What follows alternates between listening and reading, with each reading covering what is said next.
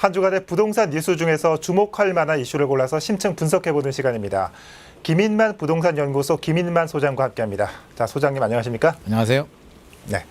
이번 한 주도 부동산 뉴스가 참 많았습니다. 네. 어떤 뉴스가 이목을 끌었습니까? 이번 주는 아무래도 사전 청약, 4차 사전 청약이 지금 시작이 됐고요. 네. 하고 있는데 열기가 굉장히 뜨거웠습니다. 1차 사전 청약 때보다도 한 11만 명 정도가 더 청약할 정도로 굉장히 열기가 뜨겁고요. 예. 10일부터 14일까지가 특별 공급이고요. 17일, 18일이 일반 공급이니까 자격 대상이 되는 분들은 까먹지 마시고 꼼꼼하게 체크하셨다가 청약하시는 게 좋을 것 같습니다. 그렇습니다. 이 사전 청약 열기는 이렇게 뜨거운데 서울 아파트 매매 가격은 20개월 만에 최저 상승률을 기록했습니다. 서울 지역별 상승률 격차도 뚜렷해지고 있는데요. 서울 부동산 현황 분석해 보도록 하겠습니다. 자, 소장님. 네. 자, 다른 지역과 비교해서 이 현재 서울 아파트 상승률 어느 정도입니까?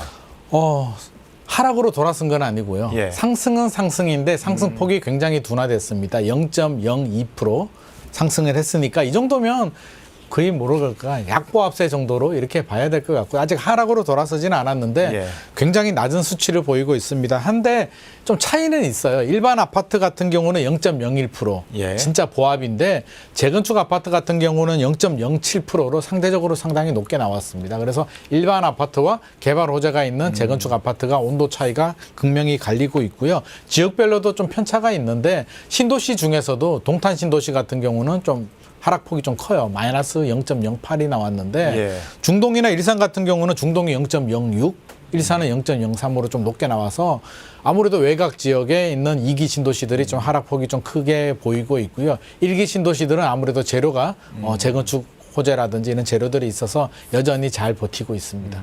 그러니까 종합해 보면 일단 오르긴 올랐다는 거잖아요. 뭐 네네. 예전처럼 큰 폭으로 오르진 못했지만 말이죠. 네네. 예, 이렇게 저조한 상승률을 보이는 원인이 뭘까요? 좀 아무래도 좀 뭐 금리나 뭐 대출 규제 이런 게 있을까요? 여러 가지가 맞물려 있겠죠. 과도한 상승에 대한 피로감이 분명히 존재하고요. 네. 기준금리 인상 속도가 생각보다 빠릅니다. 우리나라도 이제 2021년에 2차례 올렸고요. 예. 올해 한 2번에서 3번 정도로 예상을 했는데 이게 생각보다 좀 더 많아질 수도 있다는 우려가 좀 나오고 있습니다. 미국의 테이퍼링 속도가 빨라지게 되면서 미국도 한 3번 정도 예상을 했었는데 네. 최근에 나온 뉴스를 보면 4번까지도 올릴 수 있다라고 나오거든요. 미국이 4번 올리면 한국은행도 3번에서 4번은 올려야 되기 때문에 기준금리 인상, 대출 금리가 올라갈 수 있다는 부담감이 굉장히 존재하고요. DSR 총량 규제.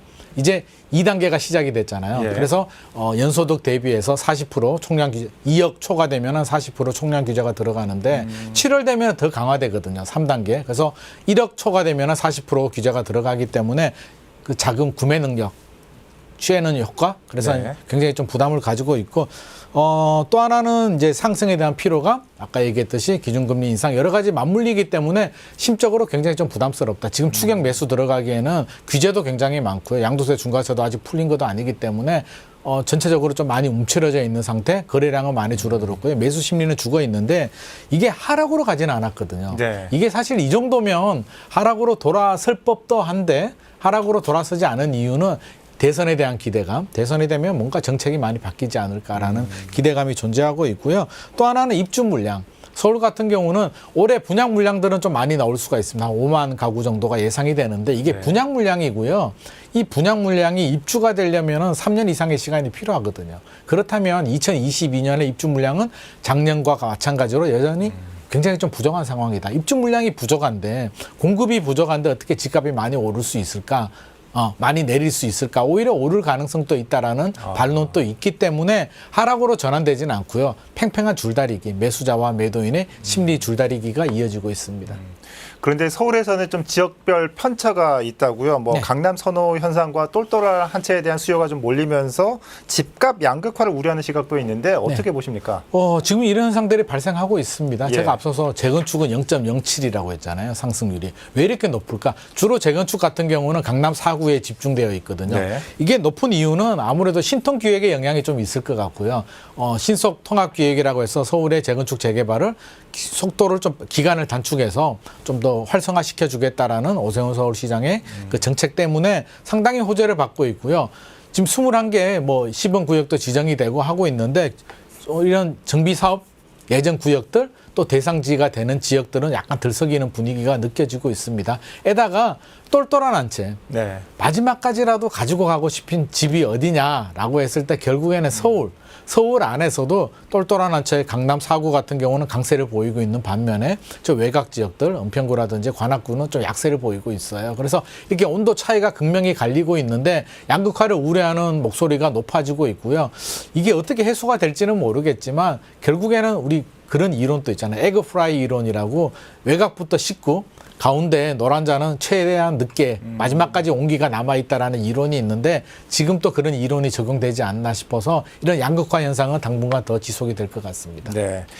자, 올해 분양을 앞둔 서울의 대형 재건축 단지들이 있지 않습니까? 네. 뭐 대표적으로 강동구 둔천 주공도 있고 송파구 잠실 진주도 있는데 네. 아까 말씀하신 올해 예정됐던 뭐 5만 가구 분양 물량에 이게 포함되는 거겠죠? 그렇죠. 예, 서울 아파트 시장에 영향을 미칠 만한 분양 물량입니까? 분양 물량은 좀 많습니다. 작년이 굉장히 작았어요. 한 6천 가구 정도밖에 분양이 안 됐는데 네. 올해는 5만 가구. 아니 왜 이렇게 차이가 나는 거야 라고 말씀하시는 분들이 있는데 작년에 좀 미뤄졌어요. 사실은 이게 5만 가구 중에 한 2, 3만 가구는 2021년에 했어야 되는데 네. 여러 가지 뭐 분양가 상한제라든지 여러 가지 인허가 절차 때문에 좀 늦어졌거든요. 그래서 올해 물량이 많이 나온 거기 때문에 평균을 내보면 작년에 워낙 작았고요. 올해는 작년에 해야 될 물량들이 밀렸기 때문에 5만 가구가 됐는데 그나마도 좀 숨통을 칠 수는 있습니다. 우리 사전 청약들도 많이 나오고 있고요. 상기 신도시 물량만 하더라도 1월 달에 1만 가구가 넘거든요. 그래서 많이 나오고 있는 거는 사실인데 당장 주택시장 안정에는 큰 도움은 안 될 것 같습니다. 왜냐하면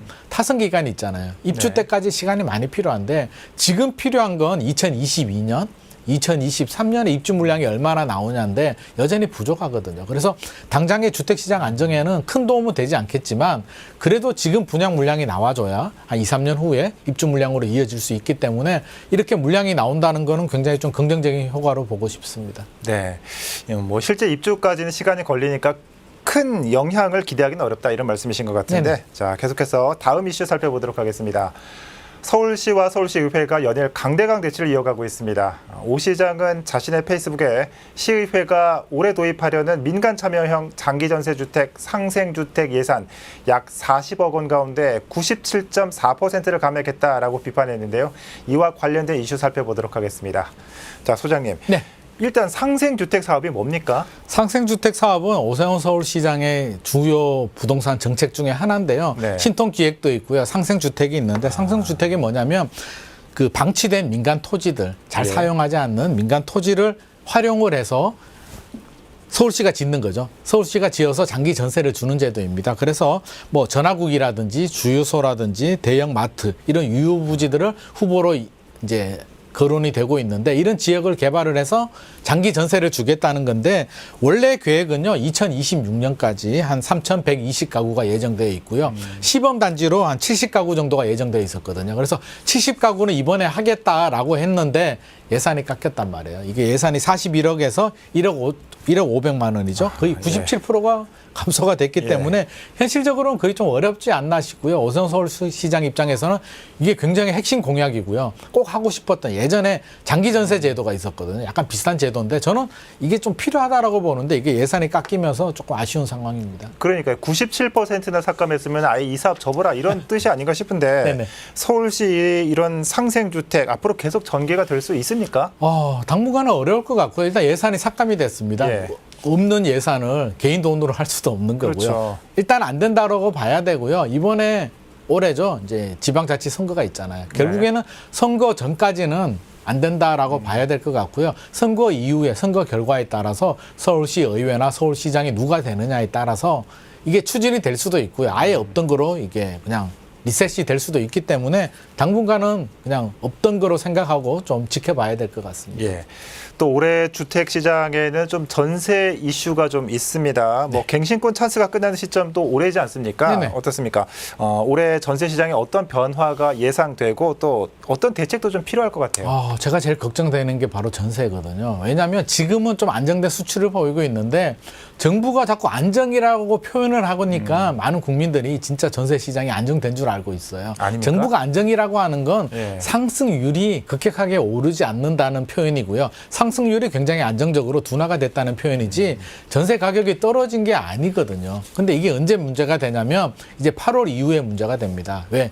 2020년 8월 달에 2+2 계약갱신 청구권이 됐는데 네. 소급 적용을 했거든요. 그래서 소급 적용이 된 주택들이 2년 동안 임차인이 눌러 앉아서 잘 살았는데 이제 한 번밖에 사용을 못 한단 말이에요. 한 번 사용하신 분들은 이제 우물 안에 있다가 우물 밖으로 나와야 되는데 네. 이중 가격, 삼중 가격이 형성이 되어 있기 때문에 상당히 지금 살고 있는 전세 가격보다 상당히 높은 전세 가격을 지불해 줘야 되는데 문제는 뭐냐면 최근에 전세 대출도 좀 잘 안 나와요. 그렇죠. 이게 물론 DSR에 포함되지는 않았는데 은행 창구에 가보면 예전보다는 잘 안 나오고요. 좀 굉장히 힘든 상황이니까 자, 임대인들 집주인들은 누울 자리를 보고 다리를 뻗거든요. 임차인이 2억, 3억, 5억을 올려줄 수 있는 상황이 아니야. 전세자금 대출이 안 나오면 네. 가만히 있을까요? 결국에는 월세를 올려달라고 한단 말이에요. 그러면 2억 못 올려주면 50만 원 줘라고 하기 때문에 월세로 전환 속도가 더 가팔라질 것 같고요. 저는 정부가 좀 신경을 써야 된다라고 봅니다. 이게 상생 임대인 제도가 이제 시행이 되거든요. 네. 상생 임대인 제도가 저는 굉장히 좋다라고 봐요. 인센티브를 주는데 굉장히 좋은데 아쉬워요. 왜 아쉽냐면 현재 발표된 상생 임대인 제도를 보면 1세대 1주택자가 대상이고요. 예. 다주택자는 대상이 아닙니다. 그리고 인센티브가 2년 동안 5% 이내로 안 올리게 되면 1년 실거주 요건, 양도세 1년 거주 요건을 주는데 2년도 아니고 1년밖에 안 주고요. 1세대 1주택자들이 전세 주는 경우가 얼마나 많을까? 좀 아쉽잖아요. 그래서 인센티브를 주는 거는 좋은데 너무 아쉽기 때문에 저는 다주택자들한테도 많은 문을 좀 열어서 이게 2년 안 올리면 1년이 아니라 2년 1년, 2년 1년에서 4년 동안 안 올리면 실거주 2년 정도는 빼줘야 다주택자들도 많이 동참하지 않을까 싶어서 이런 정책들을 저는 좀 많이 발굴해서 좀 적용을 해야 될 것 같습니다. 아니면 전세 가격이 더 상승하게 되고요. 전세 가격 상승하게 되면 매매 가격을 미뤄 올리는 부작용도 생기기 때문에 정부가 좀 신경을 써야 될 것 같습니다. 그러게요. 이렇게 전세 난민이라는 표현이 나오지 않도록 보다 현실적인 대안 마련도 필요해 보입니다. 자, 이와 함께 서울 각 자치구에서 이 공공복합청사 사업이 활발하게 추진되고 있는데 이와 관련된 얘기도 이어나가도록 하겠습니다. 자, 소장님, 지금 서울 용산이나 중구나 송파 등에서 이 공공복합청사 사업이 추진되고 있습니다. 어떤 사업이고 또 사업 배경은 어떻게 됩니까? 기존에 노후된 이제 공공청사를 새롭게 재건축을 하는데 예. 그냥 짓는 게 아니라 좀 복합적으로 짓습니다. 주민센터도 들어가고요. 네. 보육시설도 들어가고 주차장도 마련해서 주민들과 상생할 수 있는 같이 공존할 수 있는 복합 공간을 만들겠다는 게 컨셉이거든요. 그래서 최근에는 이제 행정, 교육, 복지를 수요를 모두 갖춘 복합청사를 만드는 게 약간 유행처럼 진행이 되고 있어요. 그래서 장점과 단점이 있는데 아무튼 이렇게 사회가 복잡하게 진행이 되면서 이게 각 부처별로도 협업이 필요하기 때문에 당분간 이런 복합청사의 트렌드는 이어질 것 같습니다. 예, 저도 가끔 이 조감도를 보면은 좀 의리의리해 보이는 것도 되게 많이 있거든요. 이 호화청사라는 오명도 있는데 어떤 우려 사항들이 지적되고 있습니까? 사실 보면 깜짝 놀라거든요. 이게 사실 서울시청 같은 경우는 서울은 워낙 크잖아요. 네. 근데 지방에 가보면 서울시청보다도 더 어리어리하고 굉장히 큰 청사들을 많이 보게 되는데 저는 깜짝깜짝 놀랍니다. 야, 청사가 이렇게 멋있고 좋아도 되나? 이게 시청 건물뿐만 아니라 구청 건물들도 굉장히 어리어리하거든요. 그래서 물론 잘 짓고 보기 좋은 게 나쁘다는 건 아닌데 그렇죠. 우리 국민 세금으로 이렇게 짓는 거잖아요. 그래서 아마도 복합청사를 하면서 주차장이나 주민복합센터라든지 보육시설을 집어넣는 이유가 너무 화려한 거에 대한 약간 비판의 목소리가 있으니까 주민들과 상생한다는 입장에서 그런 주민 편의 시설들을 좀 집어넣는 거는 같아요. 그래서 예. 물론 상생하는 거는 좋은 건데 제가 조금 아쉬운 점은 너무 좀 화려한 디자인에 너무 좀 많이 집중이 되고 있지 않나라는 생각이 들고요. 예. 공공청사의 주 목적이 뭘까요? 결국에는 일을 잘해야 되는 거잖아. 주민들을 위한 일을 잘해야 되고 효율성이 더 중요하기 때문에 우리 학교라든지 교도소 같은 경우는 효율성을 더 강조한단 말이에요. 그래서 좀 화려한 거, 예쁜 것도 물론 중요하겠지만 화려하다 보면 효율성이 떨어질 수밖에 없고 디자인적으로 그렇잖아요. 구조가 막 이렇게 나오다 보면 아파트도 판상형 구조가 잘 빠지지 타워형은 좀 불편하거든요. 그렇다면 디자인도 중요하겠지만 효율성을 우선적으로 하고요. 주민 상생 좋습니다. 상생과 효율성을 우선으로 한 다음에 디자인은 그 부가적으로 약간 좀 손보는 것이 저는 더 좋은 방법이 아닐까 하는 생각도 합니다. 네.